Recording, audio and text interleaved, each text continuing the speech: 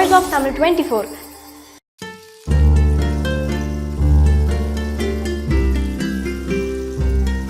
Voice of Tamil நேயர்களுக்கு வணக்கம். என்னோட பேர் நடிகை ஆஷிபா. நான் சில திரைப்படங்கள்லாம் நடிச்சிருக்கேன்.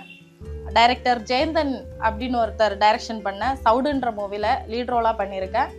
அப்புறம் ஆரறிவின்ற ஒரு மூவியில் கெஸ்ட் ரோல் பண்ணியிருக்கேன். தாழ்ந்து நடவேல்ன்ற மூவியில் போலீஸ் ரோல் பண்ணியிருக்கேன். இது மட்டும் இல்லாமல் நிறைய short films, web series, ad shoot இந்த மாதிரி பண்ணியிருக்கேன். மாடலிங் பண்ணிகிட்ருக்கேன். வாய்ஸ் ஆஃப் தமிழ் நேயர்களுடன் என்னோட சினிமா அனுபவத்தை பற்றி கொஞ்சம் ஷேர் பண்ணிக்கலான்னு இருக்கேன். ஒவ்வொருத்தவங்களையும் ஒவ்வொரு விதமான திறமை இருக்கும்.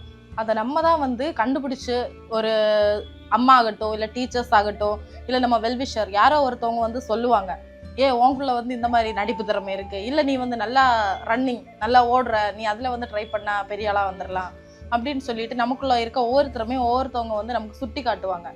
நான் ஏர்லைன் மேனேஜ்மெண்ட் படித்தேன். ஆனால் எனக்குள்ளே இருக்க திறமை நடிப்பு தான் எனக்கு வரும் அப்படின்ற ஒரு இது எனக்கு கொஞ்ச நாள் போக போக தான் எனக்கு தெரிஞ்சுது.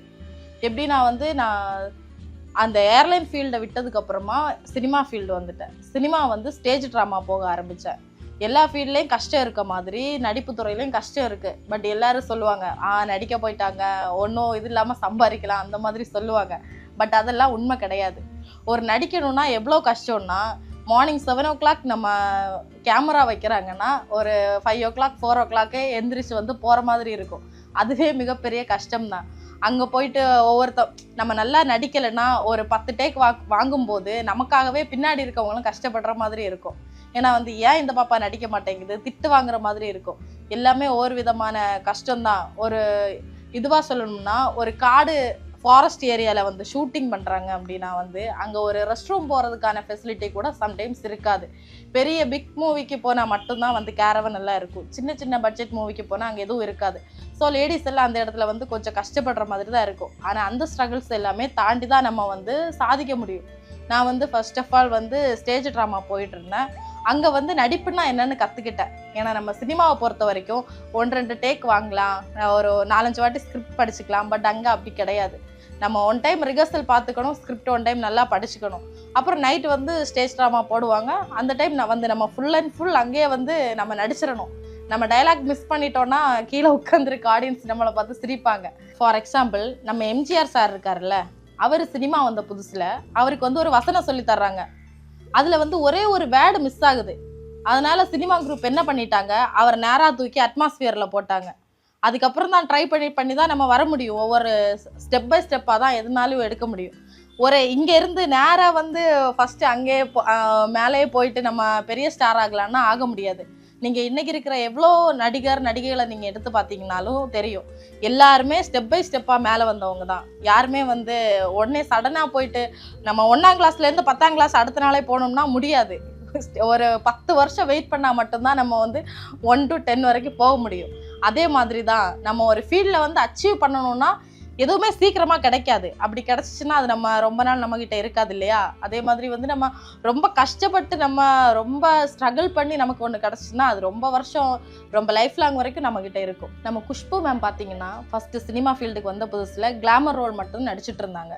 ஸோ அப்போ பார்க்குற ஆடியன்ஸ் எல்லாம் ஓகே, இவங்க கிளாமர் ரோல் நடிக்க மட்டும்தான் லாய்க்கு அப்படின்ற ஒரு தாட் அவங்களுக்குள்ளே இருந்துச்சு. ஆனால் அவங்க அதையும் தாண்டி அவங்க ஹோம்லியாகவும் நடிக்க முடியும்னு சொல்லிட்டு சின்ன தம்பி படத்தில் நடித்தாங்க. அதே மாதிரி தான் அவங்க சொல்கிறவங்க 1000 சொல்லுவாங்க.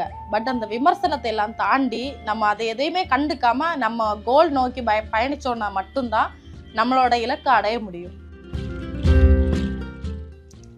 நான் ஒரு படத்தில் போலீஸ் தான் நடிச்சிருக்கேன். அதில் அந்த போலீஸ் காஸ்டியூமில் எடுத்த ஃபோட்டோஸ் பார்த்துட்டு நிறைய பேர் என்கிட்ட, மேடம் எந்த போலீஸ் ஸ்டேஷனில் ஒர்க் பண்ணுறீங்கன்னுலாம் கேட்டிருக்காங்க. ஆனால் அதில் வருத்தம் என்னென்னா, அந்த படத்தில் எனக்கு சரியான அங்கீகாரமே கிடைக்கல. சொல்லப்போனால் நீங்கள் இன்ஸ்பெக்டர் ரோல் சொன்னாங்க, பட் ஜூனியர் ஆர்டிஸ்ட் மாதிரி தான் நான் போனேன். ஆனால் எனக்கு என்ன ஆசைன்னா, அதே மாதிரி ஒரு இன்ஸ்பெக்டர் ரோல் மாதிரி விஜயசாந்தி மாதிரி நல்ல ஒரு ஃபைட் சீக்வன்ஸ் எல்லாம் வச்சு நல்ல ஒரு போல்டான கேரக்டர் பண்ணணும்னு எனக்கு ரொம்ப ஆசை. நான் இப்போ கிளாமர் ரோல்ஸ் தான் பண்ணுறேன். பட் இதுவே என்னோட ஆம்பிஷன் அப்படி கிடையாது. நான் எனக்கான ஒரு தனி இடத்த பிடிக்கணும். அது கிளாமர் ரோல்ஸ்லையா இருந்தாலும் எனக்கு பிரச்சனை இல்லை. சில்க் சிமிதா மாதிரி ஒரு இடமா இருந்தாலும் பிரச்சனை இல்லை. இல்லை ஒரு நல்ல ஹோம்லி கேரக்டர், இல்லை ஒரு வில்லி ரோல் அந்த மாதிரி இருந்தாலும் ஓகே. பட் என்னோட என்னோட தனித்துவத்தை நான் வந்து காமிக்கணும் மக்களுக்கு. அந்த மாதிரி எனக்கு ஒரு வாய்ப்பு கிடைச்சா நல்லா இருக்கும். என்ன நேயர்களே, இது வரைக்கும் என்னோட அனுபவத்தை உங்ககிட்ட பகிர்ந்துக்கிட்டதுல நான் ரொம்ப சந்தோஷப்படுறேன். இது மாதிரி இன்னும் ஒரு நிகழ்ச்சியில கண்டிப்பா சந்திப்போம். வணக்கம். உங்களுக்கு இந்த சேனல் பிடிச்சிருந்தா லைக் பண்ணுங்க, ஷேர் பண்ணுங்க, சப்ஸ்கிரைப் பண்ணுங்க. நீங்க பார்த்துட்டு இருக்கிறது voice of Tamil 24. Like, share and subscribe.